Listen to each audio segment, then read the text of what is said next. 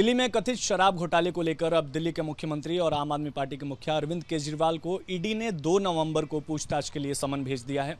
आपको बता दें, इसके पहले सीबीआई ने लगभग 9.5 घंटे तक अरविंद केजरीवाल से इसी शराब घोटाले मामले में पूछताछ की थी। इसी पर बातचीत करने के लिए बीजेपी से सांसद मनोज तिवारी हमारे साथ हैं। सर, 2 तारीख को अरविंद केजरीवाल को बुलाया है। सीबीआई ने पहले ही 9.5 घंटे तक पूछताछ की थी, कैसे दिखते इसको? हाँ, सीबीआई के सवाल अलग होते हैं, हर जांच एजेंसी के सवाल अलग हैं, उनके जानने की जिज्ञासा अलग है। और अब 2 तारीख को अरविंद केजरीवाल जी की बारी है। लेकिन मुझे इसमें कोई आश्चर्य नहीं है।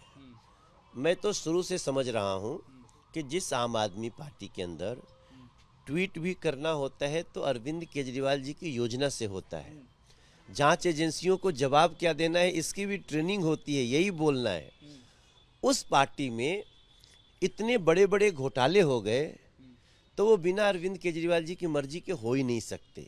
इनकी पार्टी में और किसी की औकात नहीं, और अगर इस तरह का कोई औकात रखने की कोशिश करेगा तो बाहर का रास्ता दिखा दिया जाता है वहाँ पे।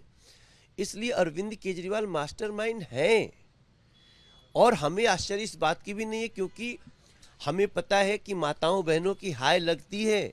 और अरविंद केजरीवाल जी को गली गली शराब परोसने, कम उम्र के बच्चों को भी शराब पिलाने, मंदिर मस्जिद गिरजाघर गुरुद्वारे के अगल बगल सामने भी शराब की दुकान खोलने की जो जिद थी और जो माताओं की पुकार थी, उसकी हाय भी लगी है।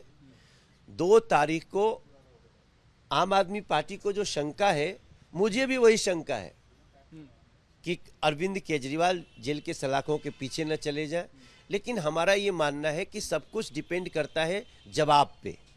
और एक निर्णय बहुत इम्पोर्टेंट है जो माननीय सुप्रीम कोर्ट ने सुबह सुबह दिया था कि 338 करोड़ के ट्रेल एस्टेब्लिश हो गई है। मतलब 338 करोड़ की लूट माननीय सुप्रीम कोर्ट ने मान लिया कि Manish Sisodia you can't get bell reject हो गया। बेल रिजेक्ट हुआ तो बेल तो रिजेक्ट हुआ, मगर 338 करोड़ की ट्रेल इस्टेब्लिश हो चुकी है, ये उसमें लिखा है।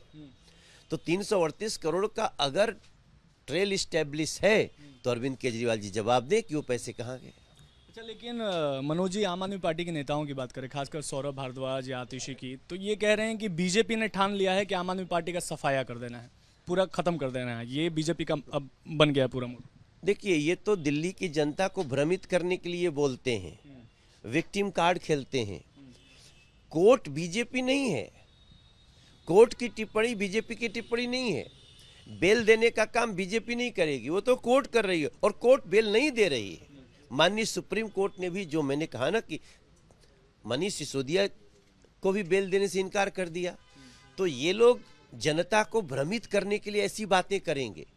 लेकिन हम तो कोर्ट नहीं है।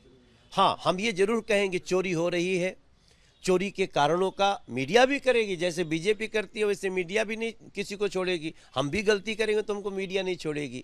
और सारी बातें जब सामने आई हैं तो उसमें कोर्ट को डिसीजन करना है, बीजेपी को नहीं। कोर्ट हैज डिसाइडेड कि इनको बेल नहीं दिया जा सकता। ठीक है, तो मनोज तिवारी को सुन रहे थे आप। वीडियो जर्नलिस्ट अभिषेक के साथ विशाल पांडे, रिपब्लिक भारत, दिल्ली।